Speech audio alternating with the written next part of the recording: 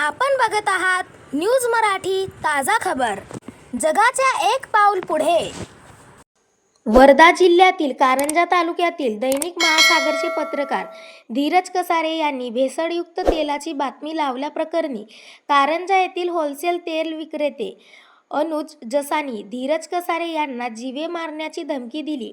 ह्या संपूर्ण गोष्टीचा साकोली येथील व्हॉइस ऑफ मीडियाचे संपूर्ण पत्रकार यांनी निषेध करून दोषींवर कडक कारवाई करण्यात यावी ह्याकरिता उपविभागीय पोलीस अधिकारी साकोली माननीय शिवम विसापुरे यांच्यामार्फत महाराष्ट्र राज्याचे मुख्यमंत्री माननीय देवेंद्र फडणवीस यांना निवेदन करण्यात आले।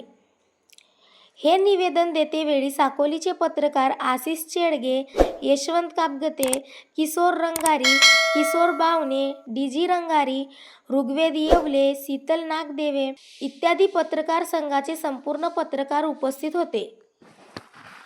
अशाच नवनवीन आणि ताज्या बातम्या व जाहिरातीसाठी आजच आमच्या चॅनलला सबस्क्राईब आणि शेअर करा।